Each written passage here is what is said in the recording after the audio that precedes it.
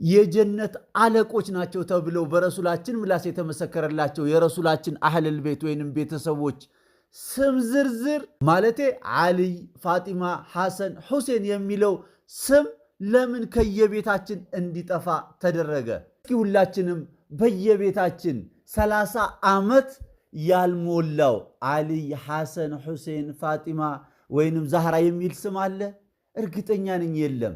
ነገር ግን በግልባጩ ደግሞ አቡበከር፣ ዑመር፣ አይሻ፣ ሐፍሳ፣ ዑስማን፣ ኻሊድ የሚሉ ስሞች በየቤታችን አሉ። እዚህ ጋር ልብ እንድትሉልኝ ይፈልጋለሁ። እነዚህ ስሞች አይውጡ እያልኩ አይደለም። ነገር ግን በጀነት አለቅነት የተመሰከረላቸው እንዲሁም የረሱላችን ቤተሰቦች ስም ዝርዝር ከቤታችን እንዲጠፋ ተደርጎ እንዴት ነው በየቤታችን የሶሃቦች ስም ዝርዝር በልጆቻችን ላይ ልናየው የቻል ነው? እዚህ ጋር እንደኔ የረሱላችን አህለል ቤቶች ስም ዝርዝር ከቤታችን እንዲጠፋ አደረጉት ብዬ በዋናነት በተጠያቂነት የማስቀምጠው የወሃብያውን ክፍል የዳዕዋ አድራጊዎች ቡድን ነው። የመስጂዱን የሚዲያውን ክልል እንዳለ ተቆጣጠሩት። ጠዋት ማታ ዳዕዋቸው ስለ ሶሃቦች ብቻ ሆነ። አንድ ሰው ለሐራም ስለ አልይ ሙሉ ፕሮግራም ዳዕዋ ሲያደርግ ሰምታችኋል? ስለ ፋጢመቱ ዛህራ ሙሉ ፕሮግራም ዳዕዋ ሲያደርግ ሰምታችኋል? ስለ ሐሰን ስለ ሁሴን ሙሉ ፕሮግራም ዳዕዋ ሲያደርግ ሰምታችኋል? በየጊዜው ሲደጋግም ሰምታችኋል? ወላሂ ለዓዚም ይኸው ብዬ ነው የምነግራችሁ። በዚህ ጉዳይ ላይ ዳዕዋ አያደርጉም።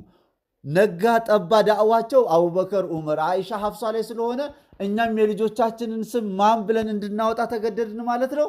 አቡበከር፣ ዑመር፣ አይሻ፣ ሐፍሳ፣ ኻሊድና ሌሎችን የሰሃባ ስም ስለ አህለል ቤቱ የሚነገረን ምንም አይነት የዳዕዋ ስለ እነሱ ደረጃ ምንም ነገር ስለሌለ ምን ሆነ?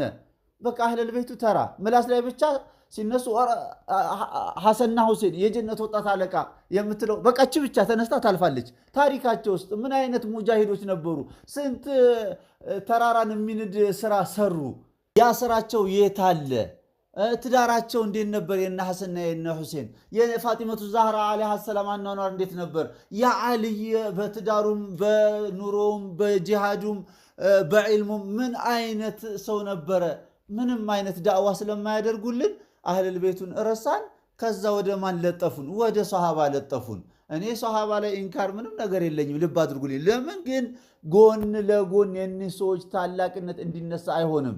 አሁን ከ30 እና ከ40 ዓመት በፊት የነበሩት ሱፍዮቹን ካያችኋቸው አሁን እንደው በሰፈራችሁ እንኳን ታዘቡኝ፣ ሐሰን፣ ሁሴን፣ አሊ፣ ፋጢማ የሚል ስም ታያላችሁ። ሱፍዮቹ አገሪቱን ሲመሩባት በነበረበት ሰዓት ማለት ነው። በቃ ዋናውን ደረጃ ከረሱሉ ቀጥሎ ያለውን ደረጃ ለአህለል ቤቱ ቀጥሎ ለሶሃቦች ይሰጡ ነበር። አሁን ግን ይሄ ሰለፊያ ወይም ወሃቢያ የሚባለው ክፍል መጣ።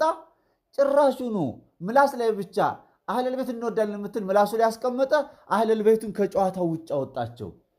አንድም ቀን ሲዘከሩ አንሰማም በእነሱ ምላስ። ስለዚህ ሰው ምን ማድረግ ጀመረ? የልጆቹን ስም አቡበከር፣ ዑመር፣ አይሻ፣ ሐፍሳ ማለት ጀመረ። አሁንም ደግም የማሳስበው የእነዚህ ሰዎች ስም ለልጆቻችን ማውጣት ላይ ኢንካር እያደረግኩኝ አይደለም። ለምን ጎን ለጎን ግን የአህለል ቤቱም ስም እንዲገዝፍ እንዲነሳ በደረጃቸው ልክ እንዲቀመጡ አልሆኑም። የሰለፊያ ወይንም ወሃቢያ የሚባለውም ክፍል የልጆቹን ስም ዝርዝር ሲያወጡ እስኪ እንደው ታዘቡኝ። በየቤታቸው ግቡና የአንድ የአህለል ቤት ስም አታገኙም የሚያጅባቸው። እኔ ብዙ የማውቃቸው ሰዎች ጋር ሄድኩኝ። የአንድ የአህለል ቤት ስም የረሱል ቤተሰቦች ስም ለልጆቻቸው አላወጡም። የሶሃባ ነው እንዳለ። ለምን ይሄ ይሆናል? በምን በልጠው ነው ሶሃቦች ከአህለል ቤቱ? እንዴ የአቡበከር ስም ከአልይ ስም በልጦ ነው? የፋጢማ ስም ከአይሻ በልጦ ነው? ምን ማለታችሁ ነው እንዴ? ለፋጢማ እኮ ስም ያወጡት በዋህይ የረሱሉ ናቸው ፋጢማ ብለው።